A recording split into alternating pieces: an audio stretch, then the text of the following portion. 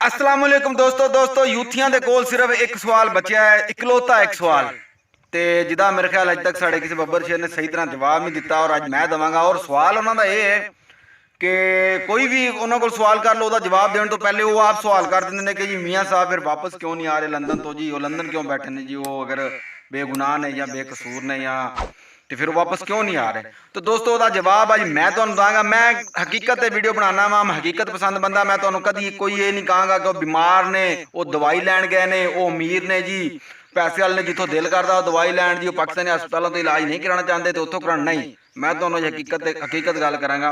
तो मेरिया टिकटॉक के हकीकत मबनी वीडियोज़ होंदियां ने। मैं कभी किसी को कोई गलत गाल भी नहीं कढ़ी, कंजरों कमीनों कुत्तियों इस तरह की लफ्ज़ इस्तेमाल नहीं किए, लेकिन फिर भी तुसीं रिपोर्टां कीतियां ने।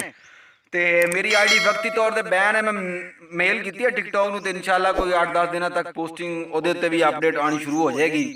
तो दोस्तों जवाब तो पहले सिर्फ छोटी जी मेरी बब्बर शेरां नूं अपील है कि मेरी वीडियो नूं लाइक जरूर कराया करो, कमेंट जरूर कराया करो, ताकि हौसला हो मैनू हौसला अफजाई मिलती रहे तो मैं सिविलियन बालादस्ती वास्ते मैं आवाज़ बुलंद करता रहा तो वीडियो बनाता रहा।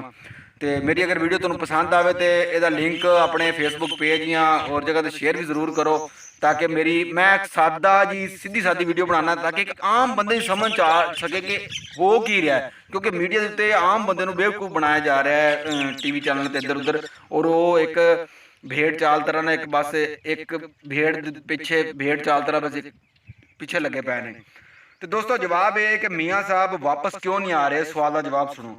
तो पहली गल तो मियाँ साहब जिस टाइम उन्होंने केस बनाए जो भी किया, मियाँ साहब वापस आए सी अपनी बीमार बेगम नूं छड्ड के अपनी बेटी दे नाल वो पाकिस्तान दे विच वापस आए। हालांकि दिखाया जा रहा सी मीडिया दे उत्ते हर जगह ते वो अपने तुसीं देखिया होना वीडियोज़ दे विच वो देखदे होए आ रहे ने खबरां च कि अगों तैयार बैठे ने उन्होंने गिरफ्तार करने वास्ते एयरपोर्ट के उत्ते, लेकिन वो फिर भी अदालतों का सामना करने वास्ते वो पाकिस्तान आए अदालतों का सामना किया। तो अगों माशाअल्लाह तुसीं जज जिहड़े उन्हां दे लाए उहदे फैसले वास्ते तो वो तुहाडे सामने है ਉਹਦਾ हाल की होया पिया, जो किस तरह का जज है ਉਹਦਾ ਹੁਣ फैसला ही मेरे ख्याल नाल कलदम हो जाना चाहिए।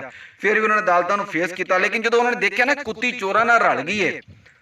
तो फिर एक डायलॉग आजकल मशहूर चल रहा है टिकटॉक से कि हम कुत्तों से बात नहीं करते। मियाँ साहब ने यह डायलॉग बोलिया तो कोई बहाना किया, कोई औखी सौखी उन्होंने जमानत कराई, जमानत करा के कोई जल्दी बीमार तो कुछ न कुछ है ने, उम्र का तकाजा ने, कोई मर्ज भी है उन्होंने जो भी है। तो लेकिन अगर नहीं भी है जो भी उन्होंने बहाना किया या जो भी है उन्होंने कोशिश की और वो इतों निकल गए और चले गए पाकिस्तान तो।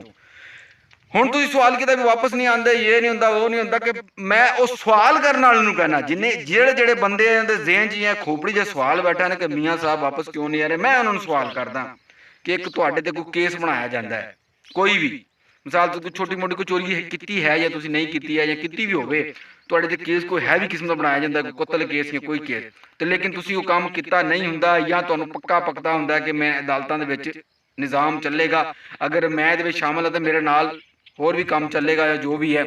तुसीं बड़े टैके दे नाल अदालतां दा सामना करदे हो, चौड़े होकर जाते हो, लेकिन उत्थे जाके तुसीं देखदे हो कि निज़ाम ही एक तरफा है, एक पासा है, सिर्फ सिर्फ तुहानूं उत्थे रगड़न की कोशिश की जा रही है, होर किसी हल कोई नज़र तक नहीं, सिर्फ फोकस तुहाडे ते है।